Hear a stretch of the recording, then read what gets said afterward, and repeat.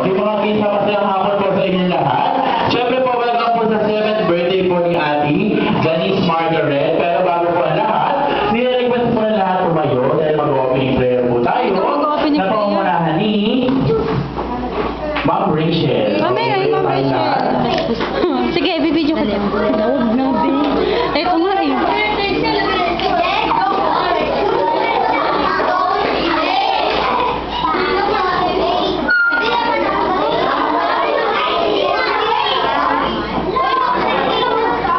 Ayan, mga bata, magpe-pray tayo Anong ginagawa pag nagpe-pray? Amen. Na kayo po at nakapikit, ha? Ipagpe-pray natin yung si Denisa kanyang birthday ngayon, ha? Okay.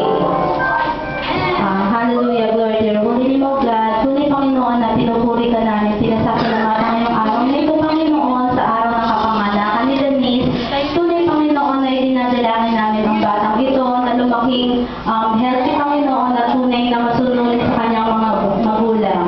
Dinadalangin din po namin Panginoon na maging isang batang mabait, matalino po siya sa kanyang paglaki at tunay na magkaroon siya ng takot sa iyo.